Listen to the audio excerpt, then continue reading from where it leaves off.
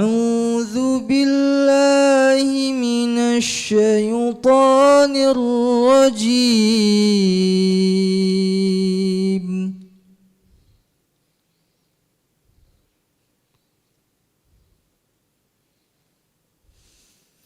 بسم الله الرحمن الرحيم.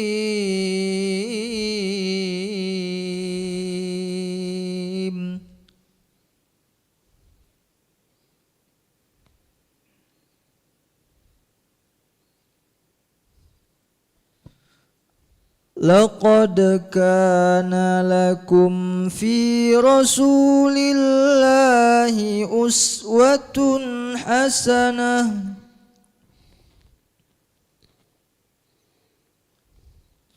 لمن كان يرجو الله واليوم الآخر وذكر الله كثيرا.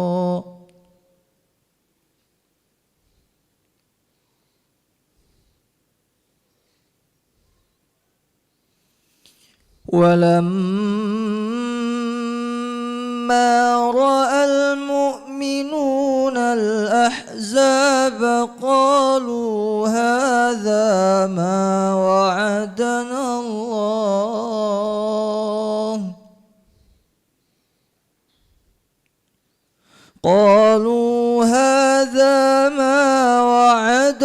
الله ورسوله وصدق الله ورسوله وما زادهم إلا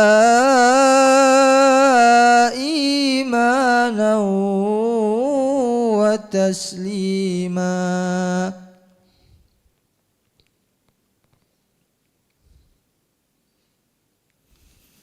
من المؤمنين رجال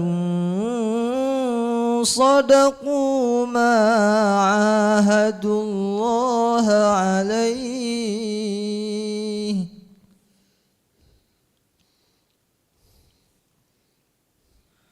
فمنهم من قضى نحبه ومنهم من ينتظر وما بدلوا تبديلا.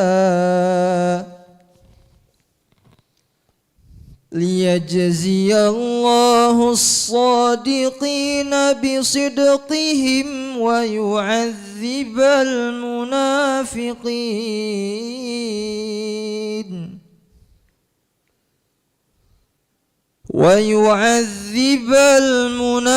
المنافقين إن شاء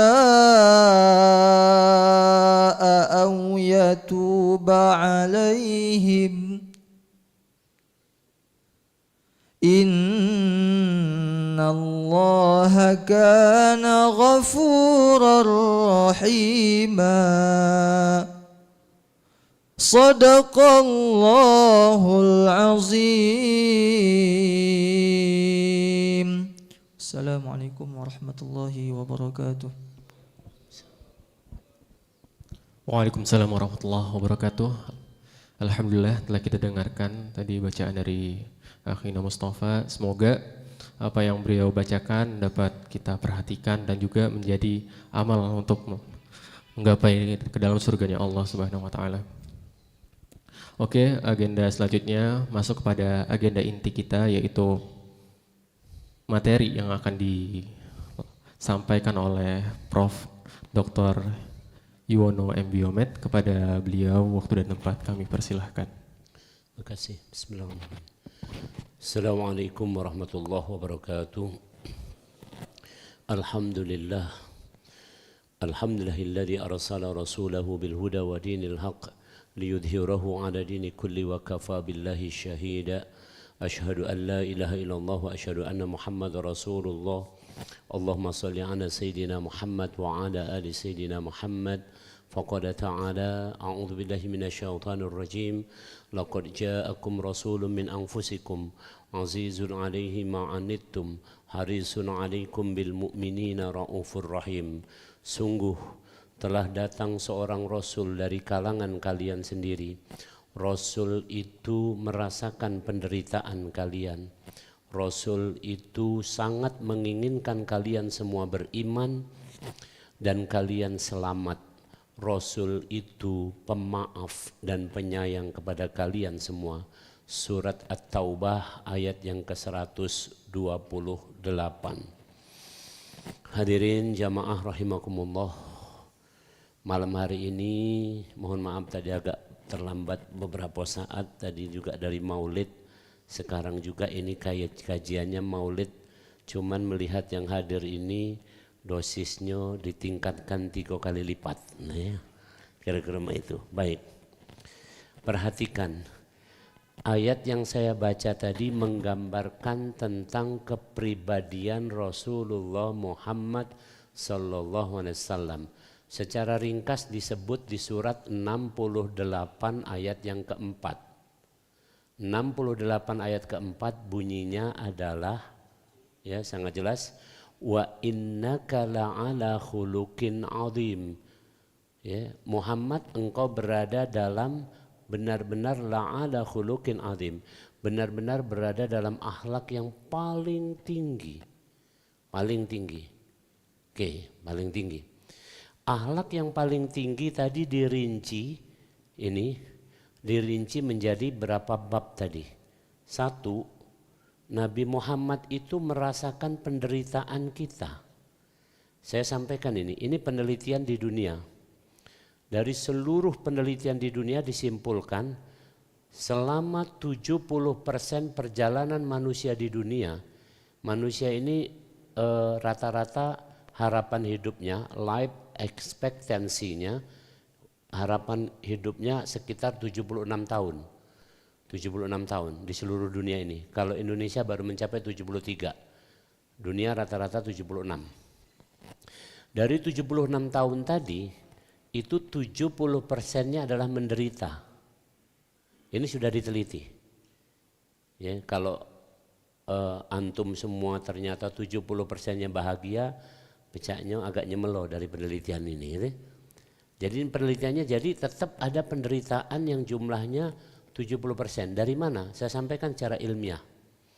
Maka yang keluar dari diri kita itu secara umum lebih banyak yang keluar dari kita adalah hormon adrenalin. Yang itu menyebabkan kita kadang cemas, kadang sedih, kadang kita ini rasa-rasa putus asa. Kemudian yang kedua, penderitaan itu bisa dilihat dari ya tubuh kita yang aging, makin menua. Makin menua, ini karena radikal bebas. Jadi karena zat di dalam tubuh kita, racun yang ini sebenarnya nggak bisa kita imbangkan lagi. Ini penderitaan semua. Jadi ulangi ayat yang pertama, makna dari pertama tadi, azizun alaihi ma'anittum. Rasul merasakan penderitaan kita, itu baru fisik, belum mental, belum penderitaan dalam kehidupan sosial dan sebagainya. Pendek kata, kalau kita melihat puncaknya adalah saudara-saudara kita sekarang di Palestina seperti itu. Itu Rasul merasakan itu. Tolong camkan, ini kita melompat. Ini Rasul sudah tahu gitu. Yang kedua, harisun alaikum. Haris dalam bahasa Arab artinya sangat menginginkan. Sangat menginginkan kita semua beriman. Jadi kalau ada orang yang menjauhkan kita dari Rasul, itu bid'ah. Ulang ini senianan ini saya sampaikan. Jadi kalau ada orang yang menjauhkan kita dari Rasul, itu bid'ah. Karena Rasul menginginkan kita semua ini beriman. Justru orang di luar Islam pun Rasul menginginkan itu untuk beriman. Apalagi yang sudah dalam Islam ini. Maka dalam Islam ini mesti orang-orang ini adalah semangat banget untuk ya mengamalkan Islam. Kira-kira begitu. Bukan malah menjauh. Bukan dijauhkan. Ya, kemudian menginginkan semuanya selamat. Gimana enggak selamat? Arti dari Islam adalah selamat, sejahtera. Di Al-Quran di surat nomor 13, ketika kita masuk surga insya Allah bersama keluarga, itu malaikat min kulli bab, dari setiap pintu akan mengatakan apa? Salamun alaikum bima sabartum fadkhuluha. Masuklah kamu semua ke dalam surga ini. Salamun, salamun, congratulations, selamat sejahtera kamu di dalamnya. Jadi Rasul menginginkan kita ini bukan hanya beriman tapi selamat. Dalam bahasa pengetahuan namanya safety. Kalau selamatnya barang-barang namanya security. Maka ungkapan di mana, di mobil truk itu ya, keselamatan itu yang utama atau selamat diutamakan. Kalau bahasa Jawa dibuat selamat. Jadi yang utama dulu selamat dulu kan ya. Baru yang bukan nama selamat baru yang lanjutnya gitu. Safety first. Oke. Kemudian yang ketiga, Rasul sifatnya rauf, pemaaf banget, luar biasa. Ini luar biasa, pemaaf. Kesalahan yang level besar, misalnya suatu saat kita pernah dengar cerita, ada orang yang apa ya? Orang ini bertanya kepada Rasul, ya Rasul, kalau ada orang yang berbuat dosa hari ini, kemudian besok minta ampun, diampuni nggak? Diampuni. Kalau misalnya besoknya diulang lagi, terus minta ampun lagi, diampuni. Sampai kapan ya Rasul? Sampai matahari terbit dari barat atau sampai napasnya di tenggorokan. Pokoknya setiap itu Rasul selalu senantiasa memberikan maaf kepada kita galo-galo ini. Luar biasa. Begitu pemaafnya beliau, Rahim, begitu sayangnya beliau ini. Subhanallah. Ini akhlak Rasul. Oke, baik. Sekarang nih saya mau sampaikan dalam terminologi modern, akhlak ini disebut dengan dua sebutan, etika dan moral. Etika dan moral. Atau disebut juga cuman etika saja. Ini kita kumpulan kaum profesional ini, tahu enggak arti profesional itu apa? Ada profesi, ada profesional. Kalau profesi itu berkaitan dengan what, apa. Jadi misalnya apa yang dikerjakan, apa buktinya, ijazah segala macam, itu profesi. Tapi kalau profesional, satu cirinya orang yang punya highly responsibility, punya tanggung jawab, Yang kedua, orang yang punya wide of skills, punya keterampilan hidup. Yang ketiga, orang profesional itu adalah orang yang social orientation, orientasinya pada masyarakat.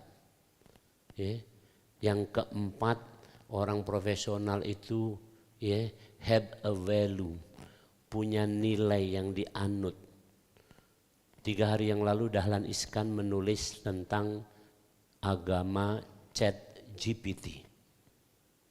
Antum baca nih, saya perlu sampaikan ini. Seluruh teknologi di dunia ini sekarang yang paling maju anggaplah AI, Artificial Intelligence. Salah satunya adalah ChatGPT.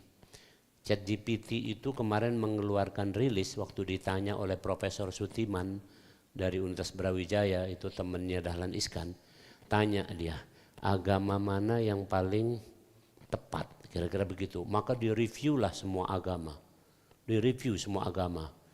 Yahudi dengan Talmudnya, antum mesti tahu. Orang-orang Yahudi sekarang ini tidak pakai Taurat, tidak pakai Injil, tapi mereka pakai Talmud. Talmud adalah kitab yang dikarang oleh pendeta-pendeta mereka. Makanya isinya menyimpang. Kemudian orang-orang Nasrani dengan Trinitas. Orang-orang Buddha artinya patung. Orang-orang Hindu dengan pemahamannya dewa-dewi segala macam. Orang-orang agnostik. Agnostik adalah orang-orang yang percaya Tuhan tapi tidak mau agama. Yang direview lagi adalah orang-orang ateis, orang yang tidak percaya Tuhan dan Islam. Dari semua jawaban itu ternyata ada 3 keistimewaan Islam yang dirangkum oleh ChatGPT. Ya, apa itu? Itulah value tadi. Satu, Islamlah satu-satunya yang memuaskan akal. Jadi setinggi apapun akal kita diladeni dalam Islam. Setinggi apapun akal kita diladeni oleh Islam. Akan ada jawabannya, akan ada way out-nya, jalan keluar. Ulangi, orang profesional tadi ada nilai kan? Saya ulang tadi, responsibility, kemudian skills, ya, kemudian apa tadi? Social orientation, keempat value. Value-nya adalah Islam kita ini. Maka betul-betul dibuktikan bahwa soal value itu yang paling mantap Islam. Satu, memuaskan akal. Kedua, memuaskan spiritual. Tidak ada spiritual atau metafisik atau apapun konsep ketuhanan yang lebih clear dari Islam. Cuman Islam. Antum cukup baca ayat kursi, sudah lengkap semuanya tuh. Allahu la ilaha illa huwal hayyul qayyum la ta'khudhuhu sinatu wa la naum lahu ma fis samawati wa ma fil ardi, seterusnya. Itu konsep tentang ketuhanan luar biasa, tauhid luar biasa. Oke. Kemudian yang ketiga, Islam itu adalah fleksibel dan bisa menjawab tantangan modern, tantangan kapan saja. Ini ditegaskan di Al-Qur'an, sumber dari Islam adalah yang diwariskan kepada kita Al-Qur'an dan sunnah Nabi. Apa kata Rasul? Apa kata Rasulullah SAW? Bahwa beliau meninggalkan dua perkara yang kalau kita berpegang teguh pada keduanya, kita tidak akan sesat selama-lamanya. Al-Quran dan sunnah Rasul. Al-Quran menyebutkan di surat 15, Inna nahnu nazzalna dzikra wa inna lahu lahafidun. Kami yang menjaga Al-Quran, kami menurunkan Al-Quran, kami yang menjaganya. Arti dijaga artinya akan relevan sampai kapanpun. Yang kedua, Rasulullah itu tidak berbuat atas kehendaknya. Di surat 53 ayat 3 dan 4. Wa ma yantiqu 'anil hawa in huwa illa wahyu yuha. Muhammad tidak pernah berkata-kata atas kemauannya, tapi Muhammad berkata, bersikap, berbuat dan apapun keputusan beliau adalah atas dasar bimbingan wahyu. Jadi clear banget ini. Ini nilai yang fleksibel, nilai yang akan mampu menjembatani seluruh kemajuan sampai kapanpun, hari kiamat sekalipun. Jamaah rahimakumullah, itu adalah tadi akhlak. Oke, selesai. Lantas kemudian kita runut ke belakang. Sirah, sejarah. Sejarah ini penting. Saya prihatin, saya dulu secara umum diajari sejarah oleh almarhum ayah saya. Sebelum beliau meninggal, sempat beliau mewariskan banyak ilmu-ilmu sejarah kepada saya. Termasuk saya diajari juga sejarah dari semenjak saya kecil, saya hadir di pesantren, saya dididik di pesantren juga. Itu kiainya walaupun kiai kampung, tapi mengajari saya sejarah. Termasuk salah satu sejarah yang sangat berkesan adalah ketika kiai saya di kampung itu mengajarkan surat Yusuf. Dari situ merembet kemana-mana. Saya jadi tahu kira-kira seperti itu. Sejarah ini penting banget. Mari kita lihat tentang maulid ini. Tentang maulid Nabi. 4.200 tahun yang lalu. Antum terbayang enggak? 4.200 tahun yang lalu. Ya, jadi kira-kira tahun 2200 sebelum Masehi. Oke. Itu ada seseorang yang namanya Nabi Ibrahim alaihissalam. Beliau lahir di kota di antara dua sungai, Efrat dan Tigris. Maka negeri itu disebut Mesopotamia, di antara dua sungai. Itu saya sudah bicara sejarah ini. Di situ beliau mulailah kritis. Silakan buka di Al-Quran di surat nomor 6. Surat nomor 6 ayat 74 dan seterusnya itu. Di situ disebutkan begitu kritisnya Nabi Ibrahim melihat ayahnya bikin patung, kemudian patung itu disembah semua orang. Maka Nabi Ibrahim enggak masuk akal ini. Maka dia cari Tuhan. Pencarian pertama dia melihat ra'a kaukaba, melihat bintang. Habis itu bintang tenggelam. inilah uhibbul afilin. Saya enggak suka. Masa Tuhan hilang? Maka kemudian nyari lagi, ternyata lihat bulan lebih besar lagi ini, hilang juga. Beliau ngomongnya lain lagi. Kalau pertama tadi saya enggak suka yang hilang, yang kedua ini beliau udah ngomong, kalau saya enggak dapat petunjuk kayaknya enggak bisa. Besoknya melihat matahari, kayaknya ini Tuhan. Wah enggak bisa. Ternyata hilang juga malam harinya. Maka kemudian beliau mengatakan kalimat yang menjadi ulang-ulang oleh kita semua, inni wajjahtu wajhiya lillazi fataras samawati wal ard. Saya nyerah, saya pasrah kepada yang menciptakan langit dan bumi ini, entah siapapun namanya, entah itu apapun, saya pasrah. Itulah Nabi Ibrahim. Maka Allah berkenan menjadikannya seorang nabi. Kemudian di surat 21 diceritakan beliau menghancurkan patung-patung. Singkat cerita beliau dibakar oleh Raja Namrud, kemudian beliau selamat. Setelah itu beliau bergeser. Daerah Mesopotamia atau Irak sekarang itu sebelah utara dari Mekah. Kalau ini Mekah sebelah utara sana. Sekarang dulu Persia. Oke. Kemudian beliau pindah ke arah barat. Ke arah barat ke negeri Syam. Syam itu sekarang ada 4 negara. 4 negara. Yaitu Lebanon, Syria, Yordania, dan Palestina. Oke, beliau pindah ke Palestina sampai di sana. Dan itulah kehidupan beliau. Di sana beliau menikah dengan Sarah, kemudian menikah dengan Hajar. Kemudian ternyata Sarah belum punya anak juga, yang duluan punya anak Hajar. Kemudian Allah memerintahkan untuk dibawa ke arah timur. Perhatikan kalimatnya. Tadi tinggalnya di barat, dibawa ke arah timur. Sampai suatu tempat kata Allah, di sini tempatnya. Maka kemudian diabadikan di Al-Quran surat 14. Antum baca surat 14 ayat yang keberapa ini? Surat 14 itu surat Ibrahim. Ya. Surat Ibrahim ayat yang ke 37. Ya. Rabbana inni askantu min dzurriyyati. Ya Allah, aku tinggalkan sebagian keturunanku. Di mana ditinggalkan di sini? Ya, sangat jelas. Biwadin ghairi dzi zar'in inda baitikal muharram. Di tempat yang tidak ada tanam-tanaman, tidak ada air, di dekat rumahmu. Rumah yang dimaksud mana? Ada di surat Ali Imran disebutkan, inna awwala baiti wudi'a lin-nasi lalladzi bi Bakkah mubarakah. Ya. Rumah yang pertama kali didirikan untuk ibadah adalah Ka'bah. Itu sebelum Nabi Ibrahim pun sudah ada Ka'bah itu.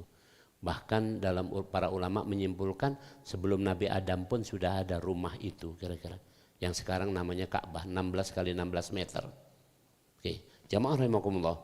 Jadi Nabi Ibrahim meninggalkan keturunannya di situ. Siapa yang ditinggalkan di situ? Hajar dan Ismail. Maka ada kisah yang namanya sumur Zamzam. Setelah itu tahwi ilaihim. Maka manusia cenderung kumpul kepada mereka dan maka jadilah negeri itu negeri yang disebut sebagai di surat At-Tin wa hadza baladil amin. Negeri yang aman sentosa. Kenapa? Allah menjamin wa man dakhalahu kana amina walillahi 'alan nasi hajjul baiti man istata'a ilaihi sabila. Siapa saja yang masuk Mekah maka dia akan aman. Mungkin antum nanya, kenapa di Mekah ada copet juga? Nah, ini apa tidak masuk bab itu tadi? Aman di situ maksudnya aman, tidak ada relatif nih pembunuhan atau apa segala macam. Safe orang masuk ke situ. Subhanallah. Itu kota Mekah. Nah, kemudian beliau meninggalkan anaknya di situ. Kira-kira 7-8 tahun setelah itu beliau kembali lagi ke situ. Habis itu beliau ke Palestina tadi. Habis meninggalkan anaknya balik Palestina. Kemudian beliau balik lagi umur Ismail 7-8 tahun. Maka ada kisah disebutkan di surat Al-Baqarah. Wa id yarfa'u Ibrahimul qawa'ida minal baiti wa Ismail Rabbana taqabbal minna innaka antas samiul alim. Rabbana waj'alna muslimaini laka wa min dzurriyyatina ummatan muslimatan lak wa arina manasikana wa tub 'alaina innaka antat tawwabur rahim. Rabbana wab'ats bihim rasulan minhum yatlu 'alaihim ayatik wa yu'allimuhumul kitaba wal hikmah wa yuzakkihim innaka antal azizul hakim. Al-Baqarah 127, 129. Itu doa rangkaian dari Nabi Ibrahim. Pertama Nabi Ibrahim dan Nabi Ismail meninggikan bangunan Ka'bah, kemudian berdoa, terimalah amal ibadah kami ya Allah. Kemudian Nabi Ibrahim berdoa, ya Allah jadikanlah aku berdua ini, aku dan anakku ini dan keturunan kami semua muslim. Jadi doa Nabi Ibrahim adalah jadi muslim. Kemudian tunjukilah bagaimana manasik haji. Kami benar-benar tobat padamu ya Allah. Kemudian ini di 129-nya, ini yang utamanya, ini yang berhubungan dengan maulid di sini. Apa kata Nabi Ibrahim? Rabbana wab'ats fihim rasulan minhum. Wahai Allah, nanti bangkitkanlah di negeri ini seorang rasul dari kalangan mereka sendiri. Yatlu alaihim ayatih. Tolong perhatikan kalimatnya. Yatlu alaihim ayatik, yang membacakan ayat-ayatmu.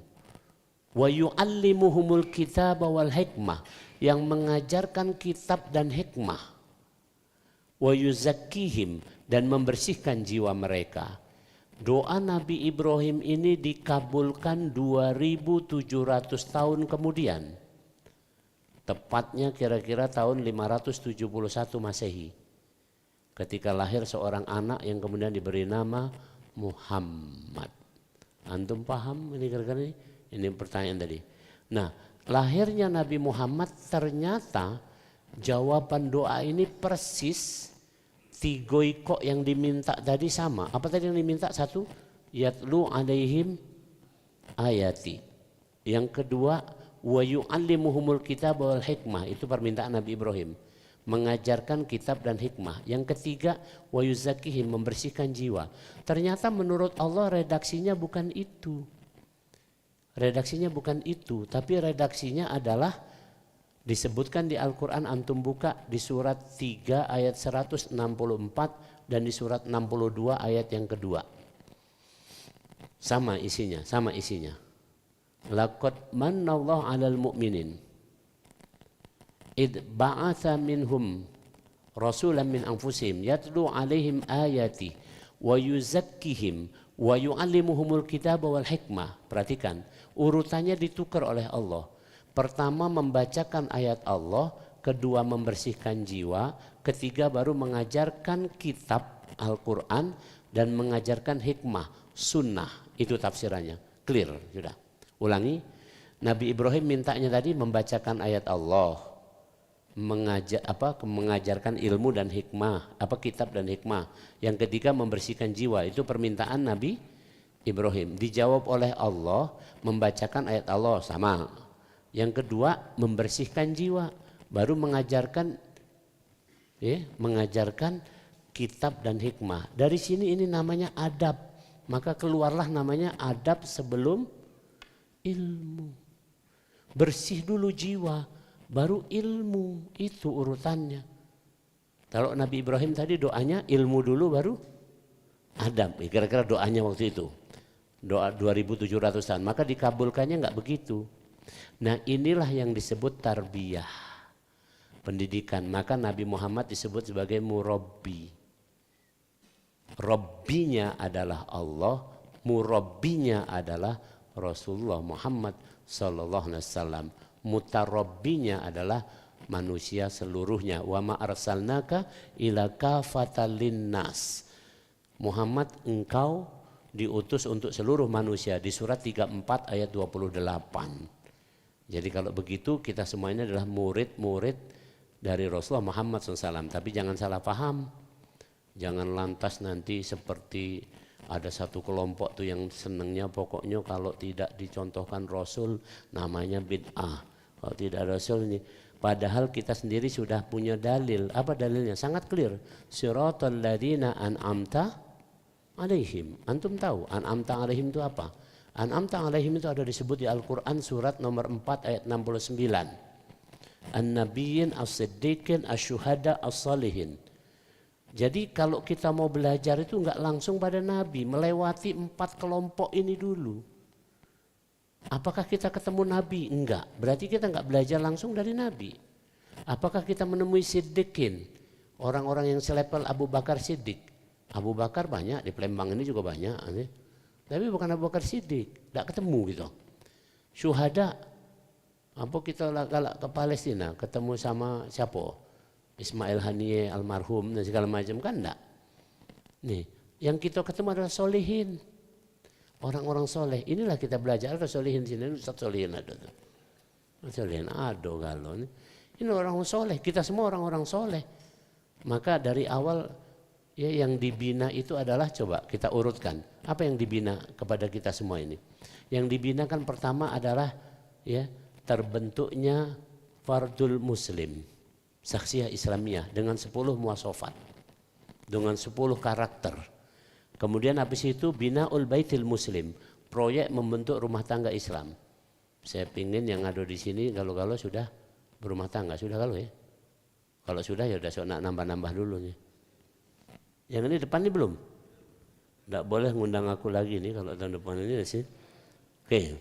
Yang ketiga, irsyadul mujtama, membimbing masyarakat. Ini kaum-kaum profesional ini semuanya adalah orang pembimbing masyarakat, merasakan langsung dari profesionalismenya ini. Kemudian yang keempat adalah islahul hukumah, memperbaiki pemerintahan, andil dalam perbaikan pemerintahan, kelembagaan. Masing-masing di tempat pekerjaannya memperbaiki institusinya. Yang kelima adalah ya ustadiyatul alam, menjadi suluh cahaya. Ya, ini kira-kira begitu. Itu urutannya, tapi urutannya dari pertama tadi. Maka orang-orang yang soleh itu yang pertama baru islahul fardi, yaitu orang yang punya saksiyah Islamiyah. Jamaah rahimakumullah, kita lanjut. Nah, akhirnya terkabullah, lahirlah Rasulullah Muhammad sallallahu alaihi wasallam. Saya ringkaskan, maulidnya bukan cerita ini itu, tapi ini penting. Suatu saat Rasul bersabda bahwa beliau adalah keturunan terbaik dari Hashim. Hashim adalah keturunan terbaik dari Fihir bin Malik, nama lainnya Quraisy. Quraisy adalah keturunan terbaik dari Kinanah. Sampai di situ hadisnya. Kemudian para ahli sirah merunut sampai ke atas. Di atas Kinanah ada lagi yang ngetop namanya Adnan.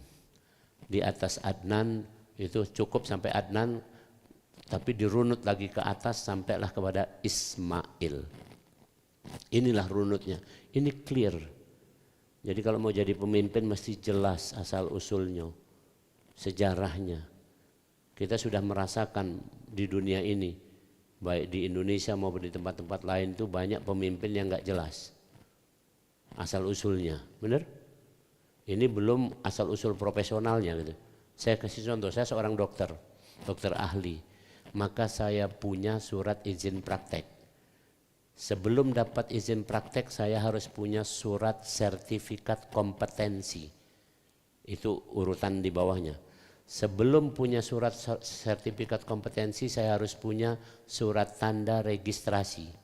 Sebelum punya surat tanda registrasi saya harus punya ijazah dokter. Sebelum punya ijazah dokter saya harus sekolah dokter.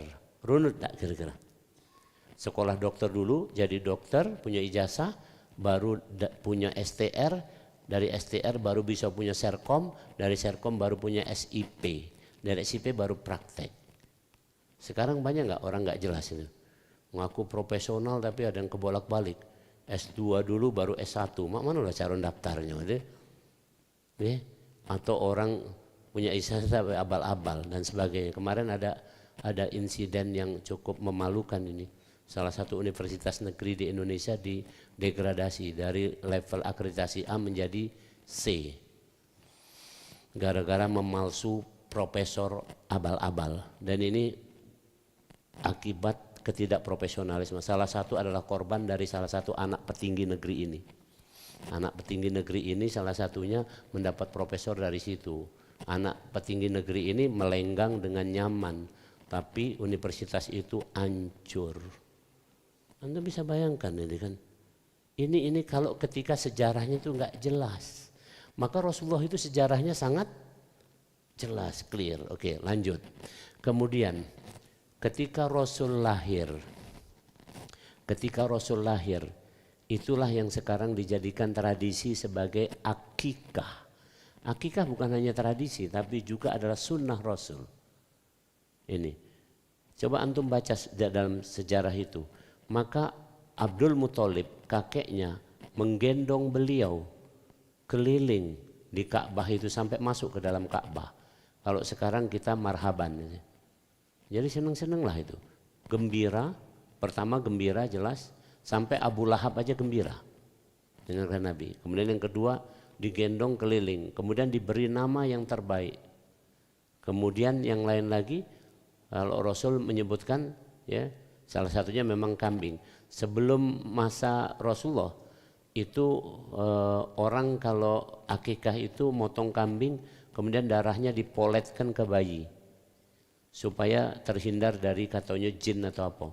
Tapi setelah Rasulullah ini, maka kambing dipotong, kemudian dagingnya dimakan, darahnya ya udah kemana-mana dibuang kan, kira begitu. Kemudian Rasul juga menganjurkan satu hal lagi ketika kelahiran, tahnik, yaitu mengunyah karbohidrat, dalam hal ini adalah kurma, dikunyah oleh orang alim, kemudian hasil kunyahannya itu yang dalam bentuk cairan dimasukkan ke dalam mulut si bayi pakai jari. Tentu syaratnya apa tuh? Syaratnya apa? Satu, yang ngunyah nggak ngerokok, bener?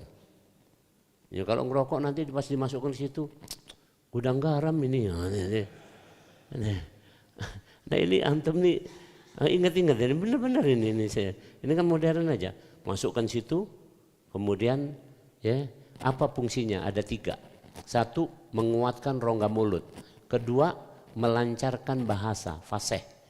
Ketiga, ada dampak dari yang memasukkan tangannya ini. Kalau yang memasukkan tangannya orang soleh, maka insya Allah yang dimasukkan ini juga jadi orang yang soleh atau soleha.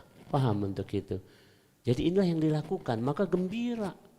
Rasul saking gembiranya di hari Maulid sampai beliau mengatakan, aku puasa di hari kelahiranku.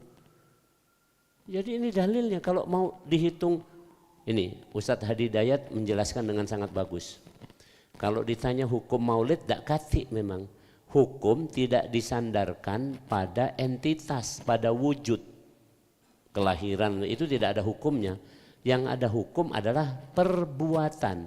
Ulangi, yuk kita nalar. Hukum itu lahir dari perbuatan, bukan lahir dari orang lahir. Nih. Contoh nih, ini lahir, apa hukumnya? Enggak ada. Ini banyu, apa hukumnya? Enggak ada. Tapi hukum itu lahir dari perbuatan. Orang berbuat jahat, merampok, hukumnya? Ya dong, pasal sekian. Nih, orang berbuat baik, ya orang berbuat baik, hukumnya dapat pahala, kan gitu. Itu perbuatan. Maka begitu caranya, gembira cuman Maulid ini gembira, maka Abu Lahab pun gembira. Sampai kata Rasul, itu siksaan Abu Lahab itu setiap hari Senin diringankan. Oh, coba bayangkan, pakai bahasa Palembang kalau ini kan orang Palembang. Waya-waya Abu Lahab. Waya-waya Abu Lahab senang dengan kelahiran Nabi, siksanya diringankan. Kita ini Abu Lahab atau bukan? Bukan nih. Bukan, kita bukan Abu Lahab, kita orang beriman pada Rasul, berarti lebih pakam ketimbang Abu Lahab dalam hal ganjaran ini. Kayak gitu aja kok repot. Nah, ini. Jamaah rahimakumullah, lanjut itu. Hikmah berikutnya, sudah ya? Udah ngantuk? Udah ngantuk kalau memang kamu ini. Wajar, karena kita ini makhluk. La ta'khuduhu sinatu wala naum itu cuma Allah. Jadi, oke, baik, kita ini ya sekali waktu lah. Saya waktu itu kemarin janjinya sejam, ini hampir sejam, dikit, belum, baru 35 menit. Oke. Baik, dikit lagi. Nah, hikmah berikutnya, ini sekencengan ini. Jadi apapun yang terjadi pada Rasul, tadi dibacakan surat apa tadi? Tadi yang di Qori tadi baca apa tadi? Surat apa tuh? Al-Ahzab, ayat berapa tadi? 21 ya, dimulai dari surah 1. Perhatikan kalimatnya. Laqad kana lakum fi rasulillahi uswatun hasanah. Pada diri Rasul ada keteladanan. Saya mau tanya, pada diri Rasul itu ada berapa bab? 2 bab. Bab pertama adalah perilaku Rasul, bab kedua yang terjadi pada Rasul. Ulangi. 1 perilaku Rasul, kedua yang terjadi pada Rasul. Perilaku Rasul itu 4. 1 sikap. Sikap Rasul itu masuk bab perilaku Rasul. Yang kedua perkataan. Ketiga perbuatan. Keempat restu. Jadi 4 itu adalah sunnah. 4 itu adalah sunnah. Jadi karena itu luar biasa ini. Ya. Jadi malam-malam ini kita ini misalnya. Kita ini mabit seperti ini nyunah enggak? Nyunah. Nyunah. Rasul pasti restu dengan begini. Kalau nggak percaya baca Al-Quran surat nomor 7 ayat 100 berapa tuh? 55 Al-A'raf. Apapun yang baik ini Rasul suka. Kalau suka berarti restu atau enggak itu kira-kira? Andaikan Rasul masih hidup, restu enggak dengan orang ngaji-ngaji kayak gini? Walaupun agak terkantuk-kantuk dikit mah ini. Terkantuk banyak, ada yang tidur juga, enggak apa-apa. Suatu saat Rasul datang jamaah ini. Kemudian lihat sahabat sudah pada tertidur. Ada yang bangun. Akhirnya kata Rasul, kita sholat sekarang. Setelah itu Rasul bersabda, andaikan tidak memberatkan umatku, sholat isya mestinya sekarang ini. Andaikan tidak memberatkan umatku. Tapi Rasul tahu tadi. Karena kalau sholat isya jam-jam ini menderita. Sudah menderita tambah menderita. Maka sholat isya itu, ya, sholat isya itu kira-kira cuman sejam setelah sholat maghrib. Begancang pulau. Tapi habis itu nonton bola sampai jam 12. Itu masalahnya. Jamaah rahimakumullah, lanjut. Jadi setelah kelahiran hikmah berikutnya adalah perhatikan. Tadi apa? Rasul teladannya dalam hal apa tadi? Perilaku dan kejadian. Contoh kejadian di Rasul. Waktu Rasul lahir ayahnya masih hidup atau sudah meninggal? Itu kejadian pada Rasul itu bukan kejadian yang cuma sekedar sekali lewat. Itu adalah teladan. Apa teladannya? Itulah keluar, saya nggak akan sampaikan secara detail tapi nanti antum pelajari. Maka keluarlah kalimat oleh para ulama, al-ummu madrasatul ula. Pendidik utama adalah seorang ibu. Bapak boleh saja sudah meninggal. Bapak boleh baik begawai merantau kemana-mana. Tapi seorang ibu harus mendidik anaknya. Itu kejadian pada Rasul. Kenapa? Makanya Rasul begitu lahir ayahnya juga sudah wafat. Itu hikmah. Yang kedua, Aminah meninggal dunia, ibunda Rasul, itu pada saat Rasul umur berapa? Berapa? 6 tahun. Kenapa enggak meninggal Aminah enggak meninggal pada waktu Rasul umur 2 tahun? Kenapa? Ini bukan enggak sengaja, ini pendidikan ini. Maka di penelitian disebutkan golden age, masa keemasan untuk mendidik anak adalah sampai 6 tahun. Lewat dari 6 tahun terlambat. Saya sampaikan ini pahit ini. Qulil haqqa walau kana murra. Lebih pahit lagi saya sampaikan dalil di Al-Qur'an. Ada sebutannya, antum pasti hafal, sering dengar. Wa fisaluhu fi amaini. Dan sapihlah anakmu pada usia berapa tahun? 2 tahun. Kenapa 2 tahun?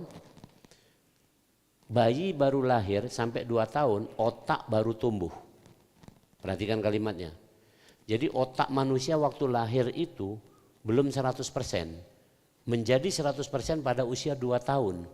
Dan itu enggak boleh diinterferensi, enggak boleh diganggu. Salah satu pengganggu yang paling canggih ini, poison, racun. Coba sekarang kita ini, anak-anak kita setahun sudah diinjak ini. Rusak itu. Habis kita ini. Jadi ulangi, masa keemasan mendidik itu adalah 6 tahun yang pertama ini. Ini masa keemasan, lewat dari itu terlambat mendidik anak. Jangan kira akan punya anak yang soleh dan soleha, berguna bagi nusa, bangsa, agama, orang tua dan mertua. Enggak. Itu enggak sampai ke situ kalau 6 tahunnya bobol. Ya, jadi 6 tahun pertama yang paling rumit adalah 2 tahun pertama. Tidak boleh ditinggalkan oleh seorang ibu. Maka Aminah tidak meninggalkan anaknya sampai usia 6 tahun. Setelah 6 tahun baru Aminah wafat. baru dididik oleh orang lain. Itu tinggal kira-kira persentase 30% saja lah. Jadi kalau mengharapkan punya anak yang bagus-bagus tapi nggak dididik oleh ibunya khususnya, ya nggak bisa seperti itu. Sampai usia 6 tahun, ini critical pointnya. Ini masa kritisnya adalah sampai usia 6 tahun. Kemudian apa kurikulumnya? Apa kurikulumnya? Kurikulumnya adalah Saka 3, usul salatah. Diberikan pengetahuan tentang tauhid, pokoknya diajari tentang tauhid, pembiasaan tentang tauhid, ya. Kemudian tentang Al-Quran, yang ketiga adalah tentang sunnah. Itu dulu selama 6 tahun ini. Kerjaannya apa yang harus dilakukan? Main. Tolong camkan ini, benar-benar ini. Main ini. Antum lihat, ini saya nggak ngomong sembarangan. Apa yang terjadi pada Rasul pada usia 5-6 tahun? Ketika Rasul sedang bermain-main, ditangkap oleh laki-laki, dibawa ke semak-semak, dibedah dadanya. Rasul sedang dalam posisi bermain. Coba sekarang anak-anak kita, 5 tahun, 6 tahun sudah dipaksa belajar membaca, bener gak? Donian itu. Ndak kate, kamu ndak kate lah yang maksud itu kan, ada orang lain bela gitu. Itu. Ndak bisa itu, benar, main aja, betul-betul bermain, betul-betul bermain. Ini senianan. Ini antum mungkin mikir, dan kemudian steril dari ini memang. Sampai usia 6 tahun itu steril betul dari ini, nggak ada gunanya. Ini benar-benar jangan nggak tega. Kita coba bayangkan, mohon maaf nih. Ya jamaah rahimakumullah, kita kalau punya emas, punya harta, jadi simpen sangat rapi. Jangan sampai hilang, jangan segala macamnya. Tapi kita punya anak yang lebih dari harta, kita talakkan sampai usia berapa tadi? 6 tahun, ini luar biasa ini 6 tahun. Jadi saya pesan ini, nanti antum yang belum menikah, nanti ingetin ya, kalau sudah menikah kasih tahu tuh. Kalau begitu bini antum melahirkan, kasih tahu dia. Jangan kemana-mana sampai anak ini umur 6 tahun. Syukur-syukur kalau tiap tahun ada sikok kan, makanya gitu. Jadi lebih lama lagi gitu kan. Kan gara-gara itu kan. Ingat-ingat betul-betul. Setelah anak ini 6 tahun barulah keluar. Yang harus keluar laki-laki. Ar-rijalu qawwamuna 'alan nisa. Seperti itu. Jamaah rahimakumullah, itu usia 6 tahun. Dan kemudian usia remaja Rasulullah itu dilatih life skill. Itu ringkasnya. Life skill adalah Rasul dilatih berdagang, mengembala kambing, kemudian dilatih juga ikut perang. Salah satunya Rasul pernah ikut perang Pijar. Jadi ikut keterampilan komunikasi segala macam itu pada usia remaja. Kemudian pada usia pernikahan Rasul menikah. Nah ini kalau misalnya ada yang bujang nih resepnya keren nih.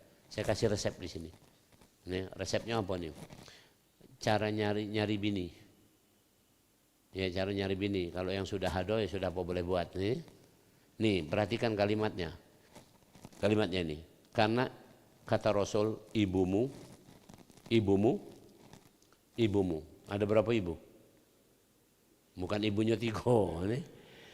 Ibumu itu 3 kali lebih intens, lebih tinggi grade-nya ketimbang ayahmu. Penelitian kedokteran menunjukkan bahwa kecerdasan seorang anak ditentukan oleh ibu. Jadi kalau anak-anak kita hebat-hebat, cerdas-cerdas, bagus-bagus itu karena seorang ibu. Ingat-ingat. Ya, saya kasih contoh yang mudah saja lah. Antum kalau mau melacak, misalnya saya anggaplah. Antum menganggap saya ini katakanlah cerdas, anggaplah gitu. Anggaplah baik, walaupun tidak terserah. Maka antum cek umi saya masih hidup 94 tahun. Masih hidup. Dan masih maunya rumah sendiri dari dulu. Masih sholat, masih apa, diskusi masih lancar. Kemarin waktu saya sempat dicalonkan jadi rektor Universitas Indonesia, saya ikut kemarin penyaringan sampai asesmen sampai tahap final. Ini, udah terakhir nggak terpilih kemarin. Itu umi saya masih ngomong, nak gimana? Itu nanti gimana diskusinya?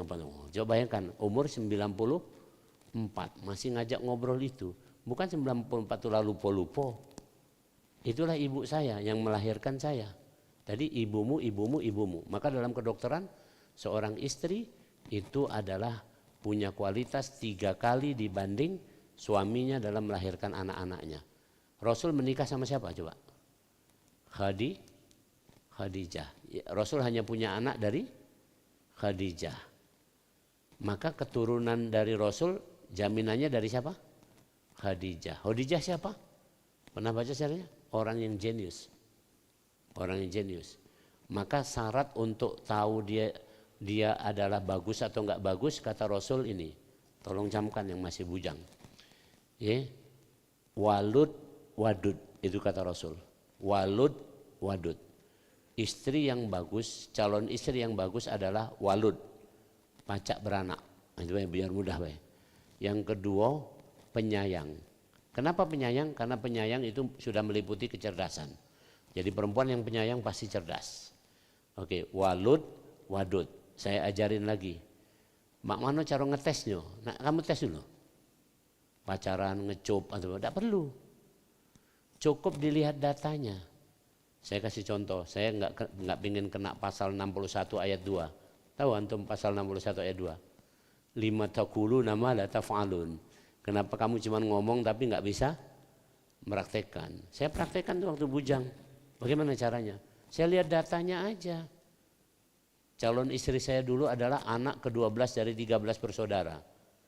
Berarti kira-kira walud atau enggak itu? Antum pakai dalil apa? Buah tidak akan jatuh jauh dari pohonnya. Kalau emaknya anaknya 13 berarti anaknya 15 cek. Kira-kira anak ini kira-kira mak itu. Yang kedua, wadud, penyayang. 13 anaknya itu sehat galau. Dirawat galau. Ndak kata yang dipencet-pencet, ingusan, belekan. Penyayang enggak berarti? Penyayang. Begitu cara ngetesnya. Maka jangan kamu kaget nak nikah sama yang anak tunggal, konglomerat. Nah, ndak kata itu. Waludnya masih diragukan. Nah, itu Rasul menikah.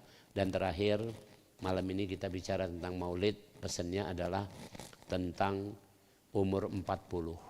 Rasul diangkat menjadi Rasul pada usia 40. 40 ada di Al-Quran disebut surat Al-Ahqaf. Al-Ahqaf ayat yang ke-15. Hatta idza balagha asyuddahu wa balagha arba'ina sana. Maka ketika orang itu matang usianya 40. Perhatikan kalimatnya. Bahasa Inggrisnya mature. Kalau diterjemahkan katanya dewasa. Oke, terserahlah. Dewasa, matang, mature sama. Pertanyaan saya. Ini aku unjuk contoh nih. Ini depan aku ini ada kue. Kamu ada kue? Aduh ya. Oh, udah kata ini boleh nih. Nih. Kue yang depan aku ini sudah matang. Kue depan kamu matang belum? Kalau matang berarti tinggal dimakan. Kalau belum matang harus dimasak dulu, paham? Jadi kalau matang sudah siap saji, bermanfaat. Istilah matang adalah orang yang bermanfaat. Jadi ketika umur 40 adalah mestinya orang sudah kontribusi sama masyarakat. Maka Nabi Muhammad tidak lagi mikirkan diri dan keluarganya pada usia berapa? 40. Itulah kita galau-galau ini. Yang sudah 40 mak itu, yang belum 40 menuju ke sana. Oke, menuju ke sana. Itulah pesannya, ya, dan penutupnya kita banggalah saja. Alhamdulillah Rasul pernah bersabda, kelak akan datang saudara-saudaraku. Sahabat pada bertanya, bukankah kami ini saudaramu ya Rasul? Bukan, kamu sahabatku. Saudaraku belum datang. Oh, ini kira-kira. Coba kita pakai logika dulu. Saudara sama sahabat dekat mana? Saudara bisa jadi, saudara bisa jadi direktur, bisa jadi komisaris, benar nih? Kalau sahabat paling kenceng tim ses, buzzer, kan gitu ya? Ini sinianan ini, kan karena begitu. Tapi kalau saudara jadi ini sebetulan, maka Rasul ditanya, ini selingannya baik, tapi Rasul sabdanya clear itu gitu. Maka kata Rasul, saudaraku belum datang. Saudaraku itu adalah orang yang tidak pernah berjumpa denganku, tapi dia beriman padaku. Siapa itu? Kita ini. Ya, di antara saudara, mohon maaf nih, perhatikan ini. Di antara dulur kita ada yang nakal tak? Ini supaya kita ngerti, supaya kita punya jiwa tadi, balik lagi ke Raufur Rahim. Di antara dulur kita ada yang nakal enggak? Saya sampaikan sajalah. Di antara keponakan saya, di antara dulur saya ada yang narkoba, ada yang bandit, gitu. Tapi tetap enggak saya baik sama mereka. Tetap enggak saya anggap mereka saudara. Apa kami putus? Karena kamu nakal, maka kamu dicoret dari daftar saudara. Inilah pemahaman Rasul, inilah pemahaman kita. Jadi di antara saudara ini memang ada yang nakal, maka Rasul bersabda, aku akan memberi syafaat kepada ahlul kabair min ummati. Umatku yang ahlul kabair, dosa besarnya sangat banyak, tidak terkirakan lagi, tetap akan diberi syafaat oleh Rasul. Apalagi yang biasa-biasa baik, cek. Ini pecah kita ini paling nyunah dewek. Wong pergi tahlilan dikit, bid'ah. Nerako, pecahlah sedia nerako di rumahnya sana kan. Woi cek mano kasih sayang ini tadi. Teko yang dosa besar. Ahlul kabair, asal dia umat Islam, itu akan diberi syafaat Rasul. Filosofinya dari mana? Dulur masih. Bangga enggak kira nih? Tolong dicamkan. Nah penutupnya, ini tadi sudah penutup, ini tutup nian apa? Tolong antum berpikir, ini PR. Ini ada kontinunya, silahkan nanti dipikir ini. Berpikirlah kita ala nubuat. Berpikir cara Nabi, jangan berpikir cara kita. Tadi berpikir cara Nabi ini tadi. Ini tadi. Orang begajul saja akan diberi syafaat. Kalau kita berpikirnya kan galak. Ya Rasulullah, syafaati, syafaati. Padahal antum itu sudah biasa-biasa baik, galak ke masjid, baik segala macam. Kalau bahasa mudahnya, lah ceto cek yang nakal baik keno, apalagi kan antum. Itu baik, itu senianan supaya setan itu putus asa nanti. Kalau enggak itu setan akan bisikkan pada kita. Iya cek, belum tentu cek, belum tentu, belum tentu. Antum jawab aja, lah yang begajul benunjuk syafaat, apalagi pecah aku ini, tidak buluk lah gara-gara itu. Jawab aja sama setan mak itu, tidak apa-apa. Jangan baik bangga di depan wong umum. Saudara-saudara pecah aku inilah ceto, jangan itu. Nah, ini tidak itu biasa baik. Demikian mudah-mudahan bermanfaat untuk kita. Kalau aku lupa astagfirullahaladzim. Assalamualaikum warahmatullahi wabarakatuh. Waalaikumsalam warahmatullahi wabarakatuh. Terima kasih kepada Prof. Yono yang telah memberikan banyak insight kepada kita semua, dan juga tadi banyak yang kita pelajari dari sisi berbeda begitu kan. Yang bagaimana kita pelajari bersama kalau Maulid Nabi itu kisah-kisah dari Rasulullah kecil menuju Rasulullah menjadi nabi. Akan tapi hari ini kita melihat dari sisi yang lain gitu kan, dari perjuangan Nabi Ibrahim ke Ismail hingga tadi sampai kepada adab yang didahulukan daripada ilmu. Selanjutnya yaitu marilah kita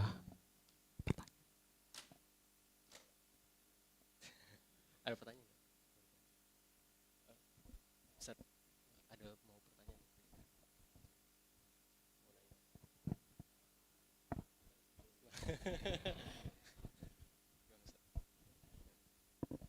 Mungkin kita bagi ke dua pertanyaan gitu kan, dari sisi kanan dan depan saya. Langsung saja kepada sisi kanan, kira-kira ada yang mau bertanya nggak?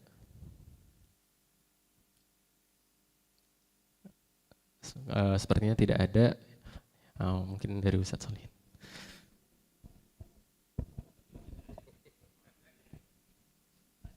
Tes. Ini saya nanya yang terakhir tadi, yang kita mesti optimis dengan apa, dapat syafaat Rasul dan sebagainya. Ada sahabat Umar, kalau salah.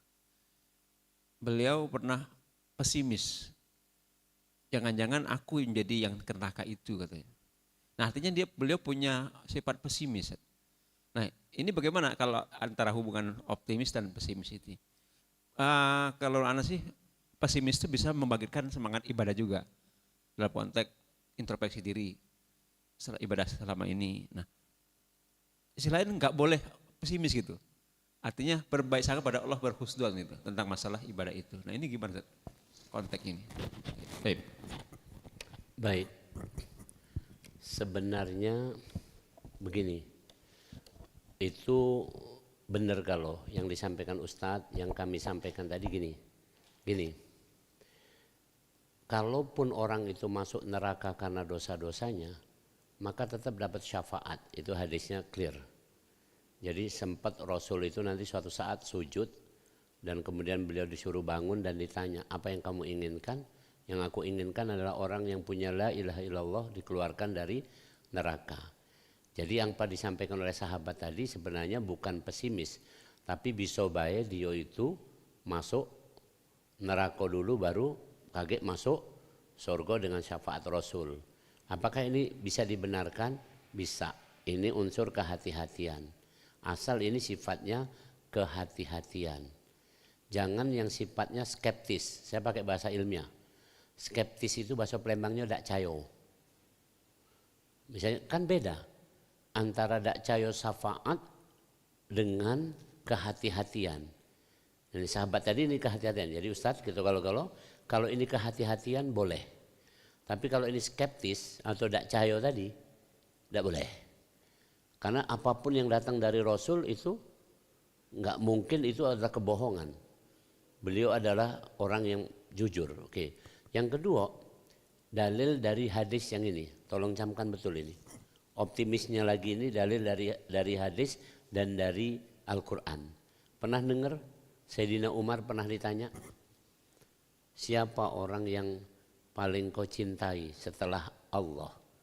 Jawab Sayyidina Umar apa? Dengan optimis. Sayyidina Umar itu jenius loh. Antum jangan kira Sayyidina Umar itu biasa-biasa. Sayyidina Umar itu jenius.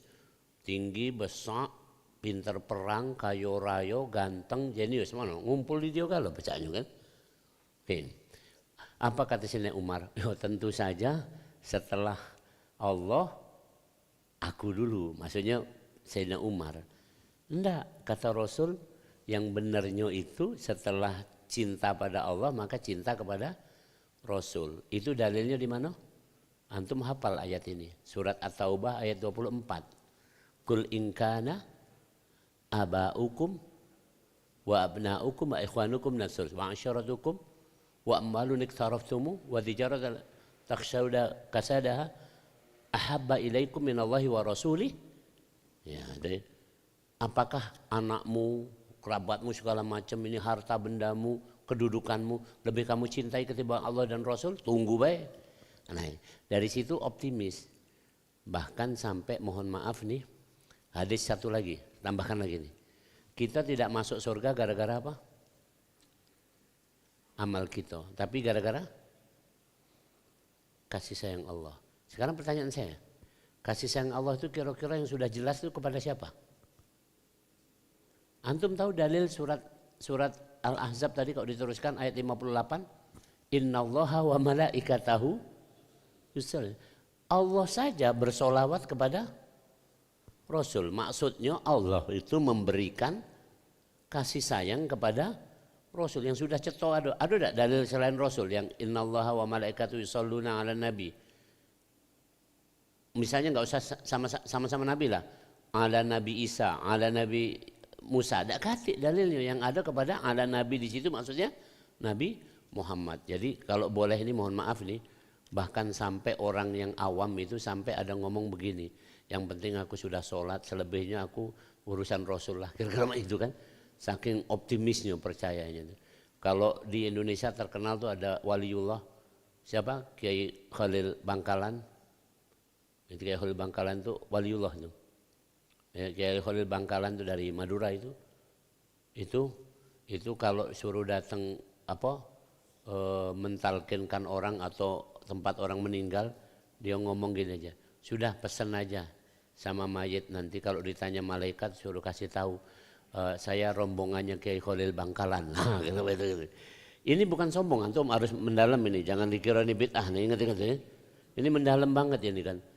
Jadi ini maksudnya jaminannya adalah pelajaran dari beliau maksudnya. Sama seperti kita ini luar biasa. Kita semua ini hormatnya kepada guru kan karena memberi ijazah kepada kita, memberi ilmu yang kepada kita ini subhanallah kita amalkan menjadi panduan. Kira begitu. Jadi tepat Ustadz. Jadi boleh tapi asal kehati-hatian, bukan skeptis atau dak cayo tadi bahasa Palembang. Kalau dak cayo dak boleh. Dak cayo aku sama syafaat nah kacau ini. Tapi kalau hati-hati oke. Demikian. Ya, Masya Allah, semoga terjawab ya Ustadz Solihin. Mungkin ini terakhir gitu kan, karena udah jam segini juga. Kira-kira ada closing statement nggak dari Ustadz Yono? Nah, itu baik. Pokoknya simpulannya gembira baiklah gitu ini kan. Nak buntu, nak ida, nak banyak masalah itu gembira. Saya sebutkan ini bukan sembarangan. Inilah pesan Rasul, inilah pesan para ulama, yaitu di surat 10 ayat 58. Itu closingnya. 10:58. Kul bifadlillahi wa birahmatihi fabidzalika falyafrahu huwa khairum mimma yajma'un. Katakanlah kamu menjadi orang Islam dan dapat rahmat Allah, gembiralah. Itu lebih bagus dari dunia yang kamu kejar ini. Itu clear dalilnya. Jadi gembiralah. Maulid gembira, kalau gembira, mabit gembira, tidur pun senyum kamu. Tengok lagi. Demikian. Masya Allah. Oke ya, karena sudah memasuki jam 11:30 gini, ada baiknya kita istirahat karena nanti jam 3 atau jam 3:30 itu akan dilaksanakan agenda seperti biasa, yaitu sholat tahajud. Baiklah, langsung saya tutup tanpa menutup agenda ini. Assalamualaikum warahmatullahi wabarakatuh.